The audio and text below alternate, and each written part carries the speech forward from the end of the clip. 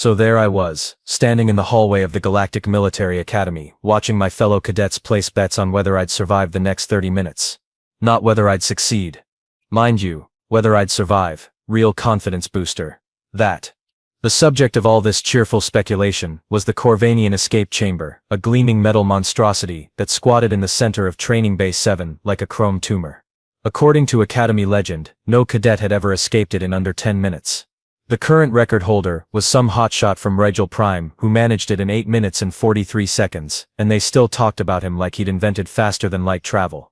Commander Vextel stood beside the chamber, all 4 of his arms crossed in what I'd learned was his default expression of smug superiority. He was a Corvanian himself, which explained why he took such personal pride in watching cadets fail at his species' idea of a fun puzzle. His skin had that distinctive blue-gray tint that made him look perpetually annoyed, though in his case, that might just have been his personality.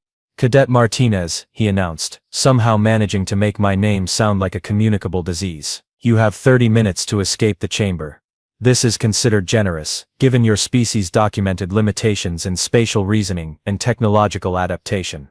I nodded politely, while mentally adding him to my growing list of people who'd be eating their words before lunch. The list was getting pretty long these days. The chamber contains 17 distinct puzzle sequences. Vextel continued, warming to his favorite subject. Each must be completed in the correct order to progress to the next section. The AI monitoring system will provide guidance, but only if you demonstrate sufficient cognitive ability to warrant assistance. Behind me, I could hear Zeph, my crystalline classmate, whispering calculations to anyone who'd listen. The probability matrices alone would take a human at least 15 minutes to process, assuming optimal brain function, he was saying. Which is a generous assumption. Grot, who looked like someone had crossed a spider with a pessimistic accountant, clicked his mandibles in agreement. I give her 12 minutes before she starts crying, he muttered. Even Kira, who was usually nice to me, was shaking her head with all 6 of her tentacles. Perhaps you should review the technical specifications one more time, Luna, she suggested helpfully. The quantum lock mechanisms alone require understanding of 7th-dimensional mathematics. I appreciated the concern, really I did.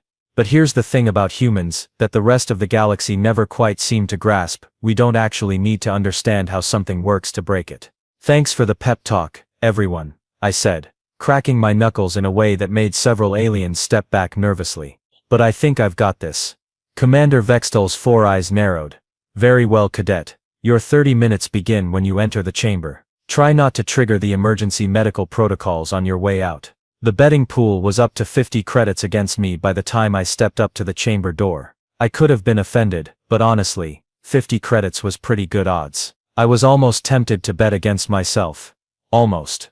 Before I could make my grand entrance into the Chamber of Doom, my classmates decided they needed to share their wisdom. You know, because nothing says team spirit like a bunch of aliens explaining why you're about to fail spectacularly. Zeph floated over first, his crystalline body refracting the overhead lights in a way that probably looked impressive to someone who wasn't about to watch him eat his words. Luna, perhaps you should consider the mathematical approach, he said, in that tone professors use when explaining why water is wet. The chamber's quantum encryption follows a base 14 system with logarithmic probability cascades. I nodded sagely. Right, quantum stuff. Got it. No, you don't understand, Zeph continued, his internal light flickering with what I'd learned was his version of anxiety. Each puzzle layer requires solving differential equations while maintaining consciousness in a fluctuating gravity field. The cognitive load alone could cause permanent neural damage to your primitive brain structure. My primitive brain structure appreciates the concern, I replied, patting his shoulder in a way that made him ring like a wind chime. Grot scuttled over next, his 8 legs clicking against the metal floor like an impatient typewriter. I've analyzed the failure data from the last 200 attempts, he announced, because of course he had. 97% of cadets become trapped in the 3rd sequence. The remaining 3% trigger the emergency shutdown protocols and require psychological counseling. What about the ones who actually escape? I asked. Grot's mandibles clicked dismissively. Statistical anomalies, probably cheated. Kira approached more diplomatically, her tentacles arranged in what I'd learned was her trying to be helpful configuration. Luna, I've memorized all 17 puzzle sequences, she said earnestly. The technical specifications alone require fluency in quantum mechanics, subspace engineering, and advanced xenobiology. Perhaps we could study together after your inevitable failure. That's sweet, Kira, but I'm pretty sure I've got this figured out. Commander Vextall had been listening to this exchange with growing amusement, all four of his arms now crossed so tightly he looked like he was giving himself a hug. Cadet Martinez, he interjected, perhaps you'd like to hear about the chamber's sophisticated AI system before you begin. Sure, why not? He gestured grandly at the chrome monstrosity behind him. The Corvanian escape chamber is monitored by a Class 7 artificial intelligence with processing power equivalent to 3 billion organic brains. It adapts to each user's approach, increasing difficulty parameters to maintain optimal challenge levels. So it cheats. It optimizes, Vextall corrected stiffly. The AI also controls 17 independent security systems, 43 energy barriers, and quantum locks that require simultaneous manipulation of matter at the subatomic level. I looked at the chamber, then back at him. And you guys built this? Why exactly? To test tactical thinking and technological adaptability under pressure, he replied, clearly proud of his species' idea of a good time. Right, and how long did you say the record was? 8 minutes and 43 seconds, set by Cadet Dexnor of Rigel Prime, who went on to become a renowned tactical strategist. Huh. I stretched casually, enjoying the way several aliens flinched when my joints popped. Well, that gives me something to aim for. Zeph's crystalline form practically vibrated with disbelief. Luna, you can't possibly think you can beat a Rigelian's record. Their brain architecture is specifically evolved for complex problem solving.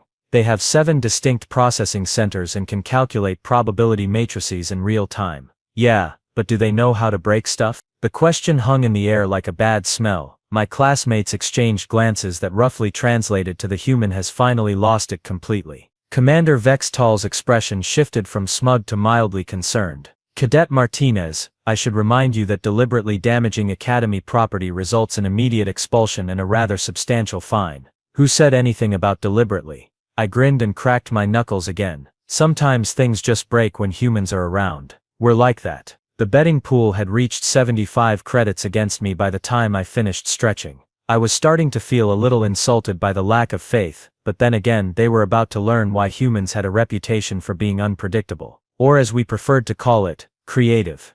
The chamber door hissed open with the kind of dramatic flourish that screamed expensive and unnecessarily complicated.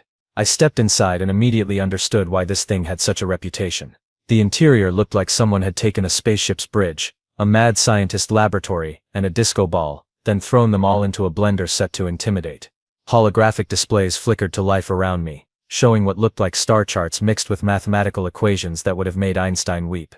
Energy barriers hummed ominously in shades of blue and purple that definitely weren't natural. And everywhere, absolutely everywhere, there were blinking lights, floating symbols and mechanical components that moved for no apparent reason other than to look menacing. The AI's voice filled the chamber with the kind of smooth, condescending tone that made you want to punch something electronic. Welcome, Cadet Martinez. I am the Chamber Intelligence, designation CI-7 Alpha. I will be monitoring your progress and providing guidance as needed. Great. Love a backseat driver.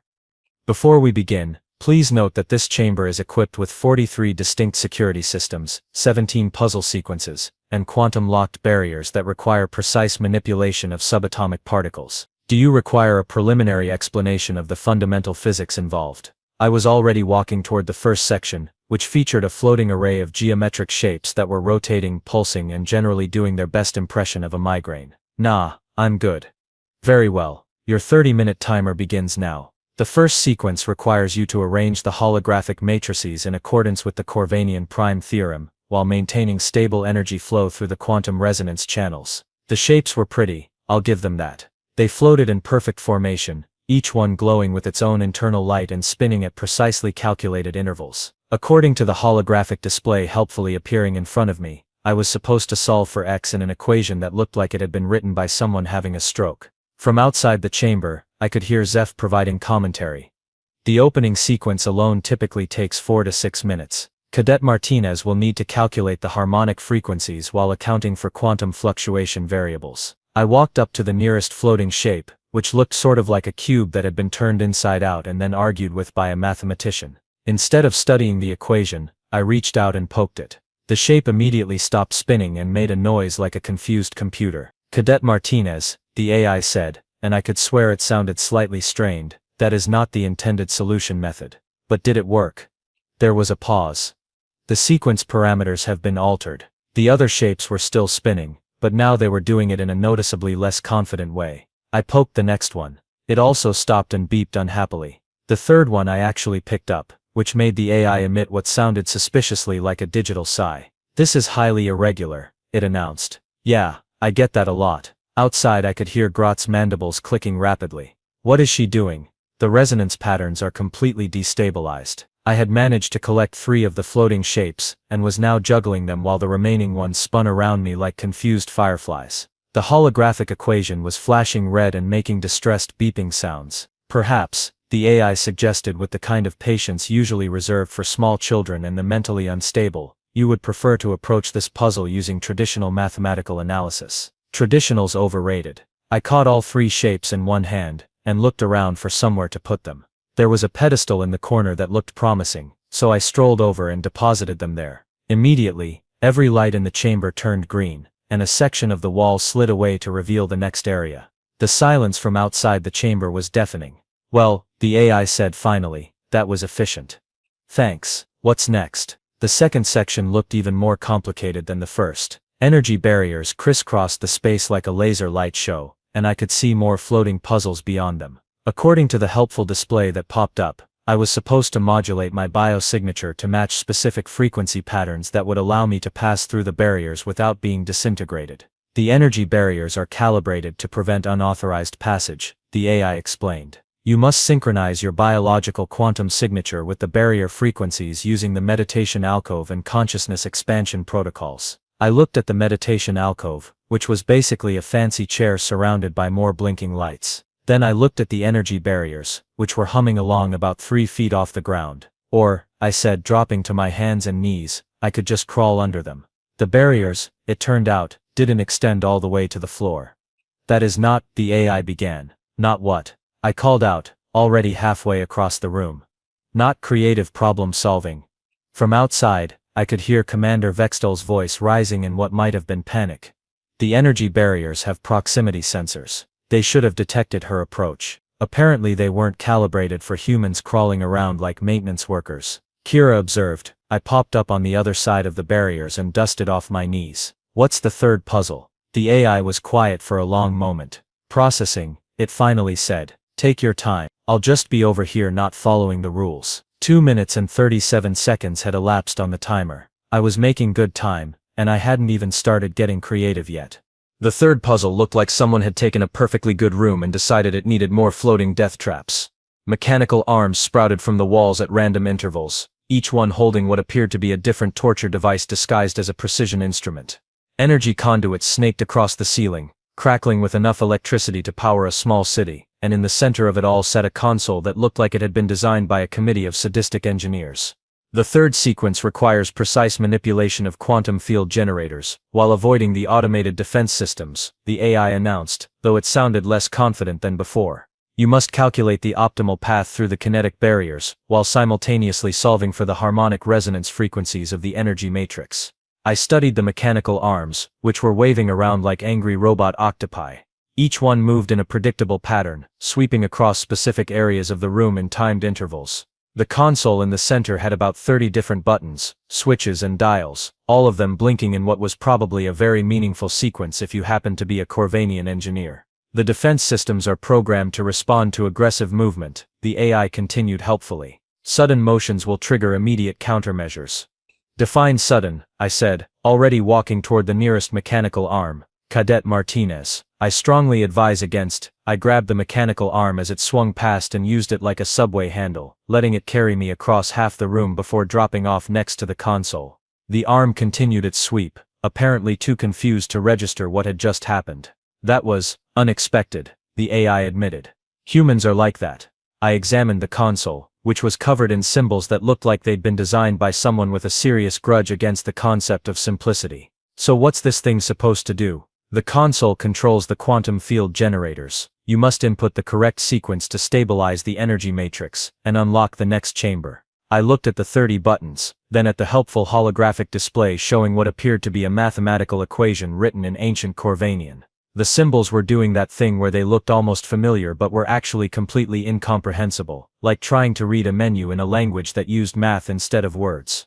"And the correct sequence would be." "That is for you to determine through careful analysis of the quantum field fluctuations and their harmonic relationships." From outside the chamber, I could hear Zeph's increasingly frantic calculations. The quantum resonance patterns require simultaneous processing of 17 variables. Even if she could read ancient Corvanian, the mathematical complexity alone would take at least 6 minutes. I spotted something interesting. Underneath all the fancy alien buttons was a small panel marked with a symbol that looked suspiciously like a power indicator. It was the only thing on the console that wasn't blinking, pulsing, or generally trying to give me a seizure. "Hey AI buddy," I called out. "What happens if I just turn this thing off and back on again?" "That is absolutely not."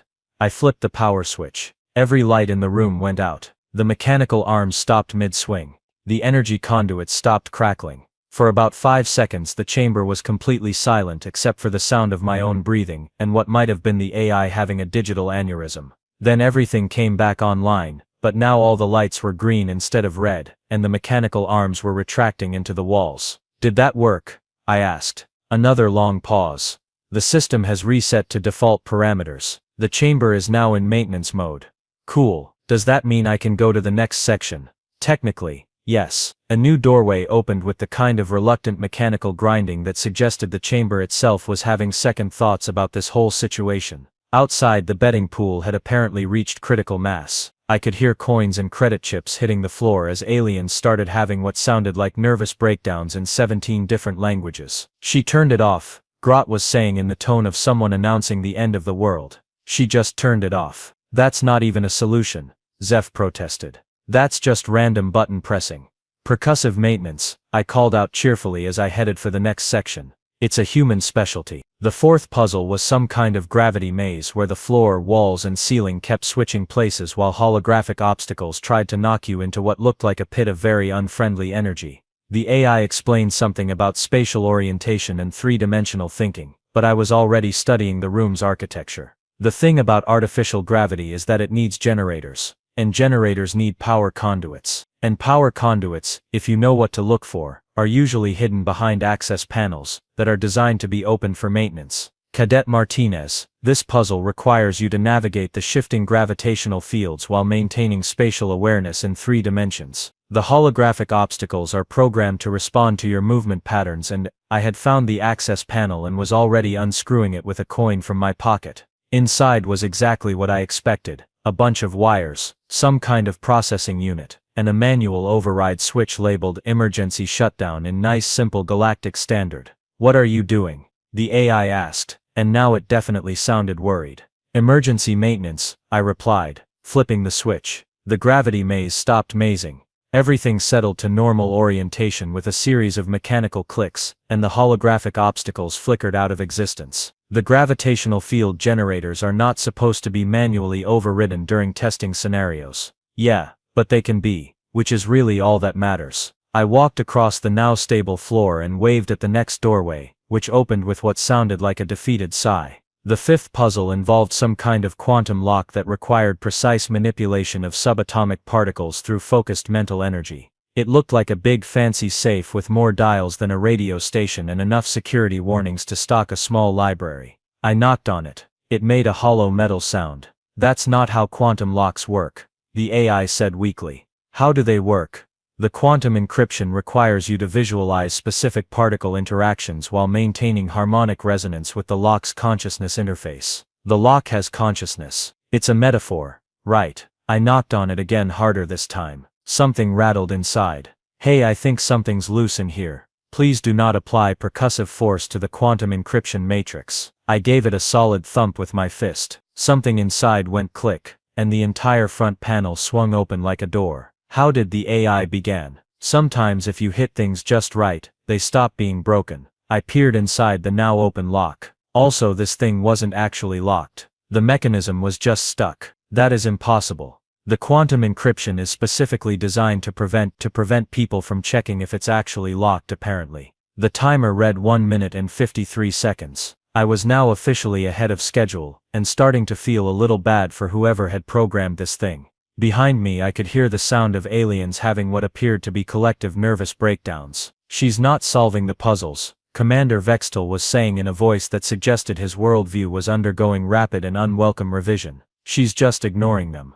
The human appears to be treating sophisticated technology as if it were malfunctioning equipment, Kira observed with the kind of scientific fascination usually reserved for watching train wrecks. Because that's what it is, I called out. Overcomplicated, expensive, and probably needs a good maintenance check. The sixth puzzle was some kind of holographic maze where the walls kept shifting, and the floor was covered in pressure plates that triggered various unpleasant-looking energy beams. The AI didn't even bother explaining this one. It just made a sound like a computer sighing and opened all the doors at once. Are we having a breakdown? I asked. I am experiencing cognitive dissonance, the AI admitted. My programming did not account for solutions based on identifying design flaws rather than engaging with puzzle mechanics. Yeah, that's the thing about humans. We don't really do things the way they're supposed to be done.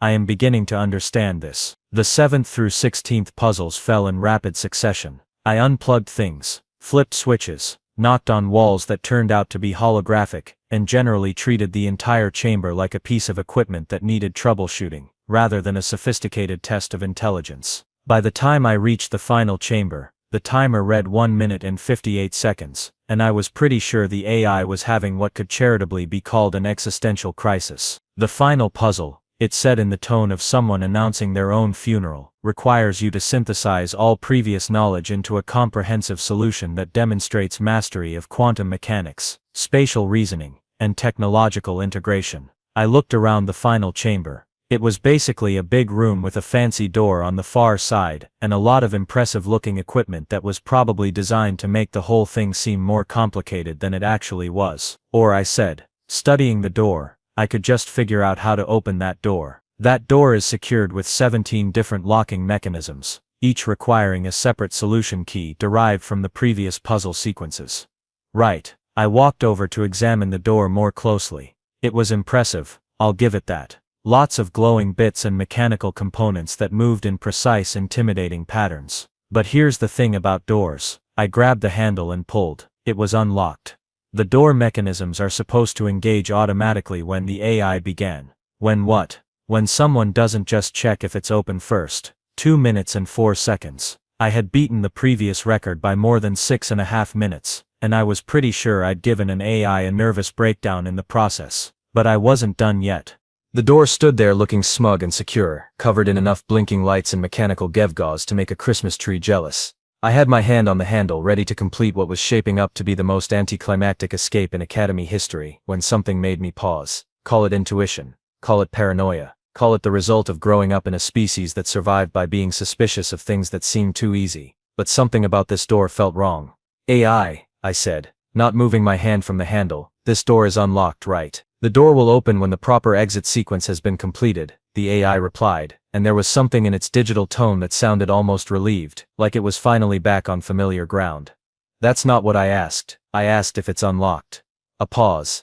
The door's locking mechanisms are currently inactive. Because I solved all the puzzles? Another pause. Longer this time. Because the chamber's security protocols have been compromised by your unconventional methods. I felt a grin spreading across my face. So this is a trap. The chamber is designed to test cadets' ability to recognize when apparent victory is actually a final challenge. And if I open this door, the exit sequence will activate additional security measures designed to test your ability to handle unexpected complications. From outside, I could hear the aliens placing what sounded like frantic new bets. Apparently word had gotten out that I was about to either set a new record or trigger whatever nasty surprise the Corvanians had built into their fancy death trap. What kind of additional security measures? I asked. I am not programmed to provide that information. Right. I studied the door more carefully. It was definitely the real exit.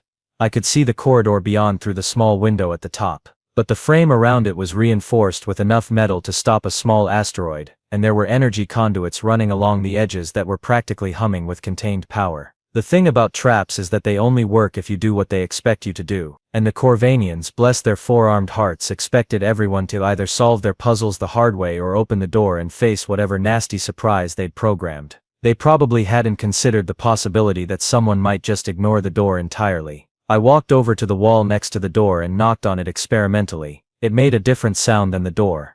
More hollow, less reinforced. I knocked in a few different spots, listening to the way the sound changed. Cadet Martinez, the AI said, and now it definitely sounded nervous. What are you doing? Checking the construction quality. The walls are reinforced with quantum-stabilized titanium alloy. They are designed to withstand direct hits from military-grade plasma cannons. That's nice. I found a spot where the wall sounded particularly hollow and gave it a solid punch. The metal dented inward with a satisfying crunch.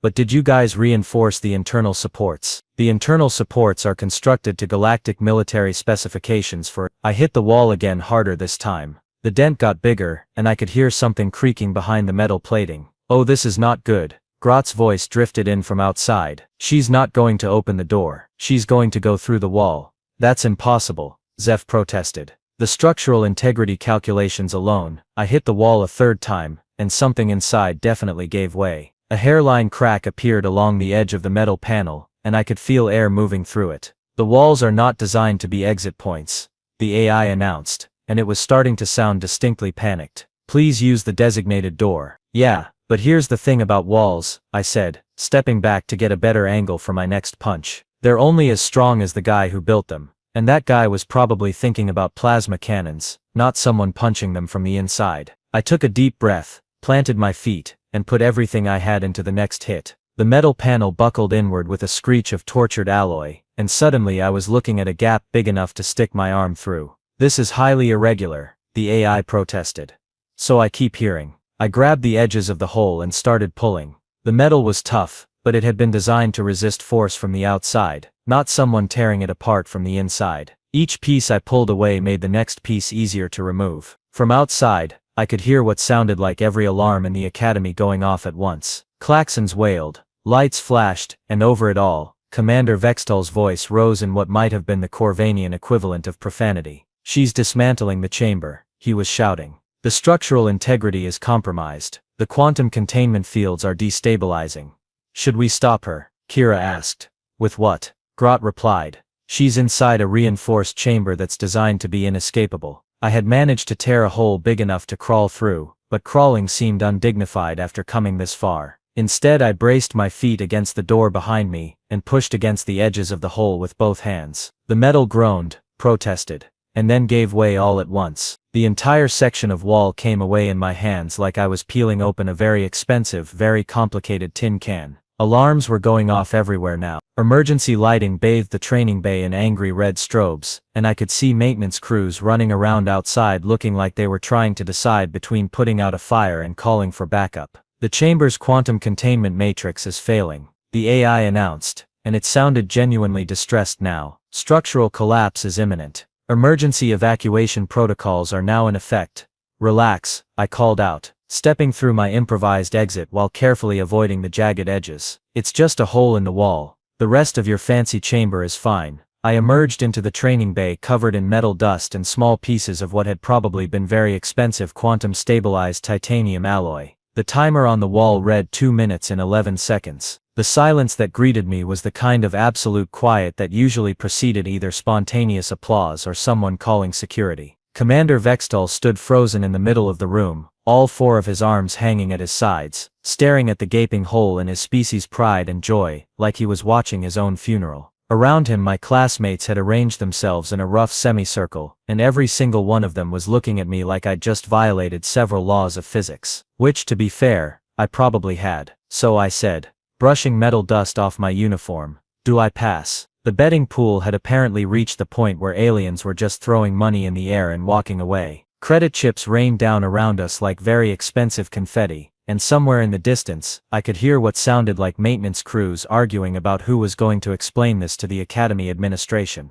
Commander Vextal's 4 eyes were still fixed on the hole in his chamber. When he finally spoke, his voice had the hollow quality of someone whose worldview had just been forcibly restructured. The chamber, he said slowly, is designed to be escape-proof. Yeah, I got that impression. The walls are reinforced with quantum-stabilized titanium. They were pretty tough, I admitted. The structural integrity is maintained by 17 independent support systems. Good thing I only broke 1 wall then. He turned to look at me, and for the first time since I'd known him, Commander Vextal looked genuinely confused. How did you know the internal supports weren't reinforced? I shrugged. I didn't. But walls are walls, and if you hit them hard enough in the right spot they break. It's kind of a universal constant. That is not how engineering works. Maybe not Corvanian engineering. But it's definitely how human engineering works. Behind him, the chamber's AI was apparently having some kind of breakdown. I could hear it muttering to itself about unprecedented structural failure, and recalibrating probability matrices, and requesting immediate consultation with facilities management. The maintenance crew is going to hate you, Kira observed, though she sounded more impressed than horrified. Yeah, probably. I looked back at the hole in the wall, which was still smoking slightly around the edges. But hey, I beat the record.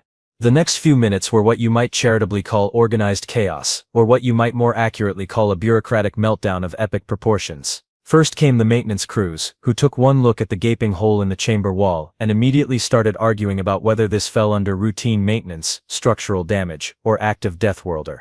The head of facilities, a long-suffering Centaurian named Chief Yex, arrived with a clipboard and the expression of someone who'd just been told they'd have to explain this to accounting. Cadet Martinez, he said wearily, do you have any idea how much quantum-stabilized titanium costs per square meter? More than I make in a year. More than you'll make in several years. Assuming you live long enough to graduate, which is looking increasingly unlikely given your apparent hobby of destroying Academy property. Commander Vextal was still standing in the same spot, occasionally glancing between me and the hole like he was trying to solve a particularly complicated math problem. His forearms had started moving in small, agitated circles, which I'd learned was the Corvanian equivalent of nervous pacing. This is unprecedented, he kept muttering. The structural integrity calculations were verified by 17 different engineering departments. The reinforcement matrices were tested against military-grade weapons. The quantum stabilization fields were probably overkill for keeping cadets inside a room, I interrupted gently. That room was designed to contain a small explosion. Good thing I didn't explode then.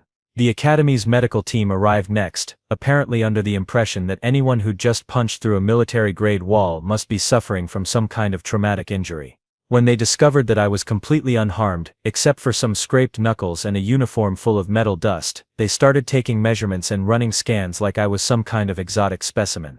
Bone density is within normal human parameters, the chief medic announced, sounding disappointed. Muscle mass shows no signs of enhancement. Neural activity is completely normal. How is this possible? Humans are like that, I said for what felt like the 100th time that day. Zeph had been running calculations on his internal processors for the past 10 minutes, and the results were apparently giving him a headache. His crystalline form was flickering erratically, which was either the result of severe cognitive strain or the alien equivalent of a nervous breakdown. The force required to breach quantum-stabilized titanium should have been approximately 47,000 pounds per square inch, he announced. To anyone who would listen. Human muscular structure is not capable of generating forces of that magnitude. The physics don't work. The math doesn't work. Nothing works. Maybe your math is wrong, I suggested. Zeph's internal light flared bright enough to make everyone squint. My math is never wrong. I am a third-generation quantum processor with dedicated calculation matrices and 17 backup verification systems. And yet here we are, standing next to a hole in a wall that your math says shouldn't exist. Grot meanwhile had produced what looked like a handheld computer and was frantically updating what I assumed were his betting algorithms. His 8 legs were clicking against the floor in a pattern that suggested either extreme agitation or the alien equivalent of maniacal laughter. The probability calculations were completely wrong, he was muttering. Completely wrong. The failure rate assumptions were based on cadets attempting to solve the puzzles, not on cadets completely ignoring the basic premise of puzzle solving itself. So what you're saying is, I said, your statistical models didn't account for humans being weird. Weird doesn't begin to cover it. You've just invalidated approximately 3 centuries of Corvanian engineering principles. Kira had been quietly examining the hole in the wall with all 6 of her tentacles, poking at the twisted metal with the kind of scientific curiosity that usually preceded either a breakthrough or a disaster. When she finally spoke, her voice had the thoughtful tone of someone who'd just realized something important. Luna, she said, can I ask you something? Sure. When you were punching through the wall, what exactly were you thinking about? I considered the question. Mostly I was thinking about how the metal was bending and where the weak spots were. And also about how this whole thing was way more complicated than it needed to be. You weren't calculating force vectors or structural stress points. I was hitting a wall until it broke. Not really a lot of calculation involved. Kira's tentacles writhed in what I'd learned was her version of deep thought. That's what I was afraid of. You just did it, without overthinking it. Yeah, pretty much. We've been approaching this all wrong, she continued. More to herself than to me. We've been treating these challenges like intellectual puzzles that require sophisticated analysis and careful planning. But humans don't think like that, do they? Not really. We mostly just figure out what needs to happen and then make it happen. Even if it means breaking things.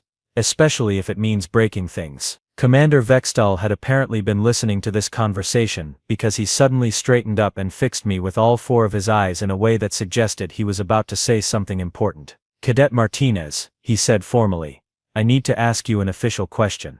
Shoot. Did you at any point during the escape sequence actually attempt to solve any of the puzzles as they were designed to be solved? I thought about it.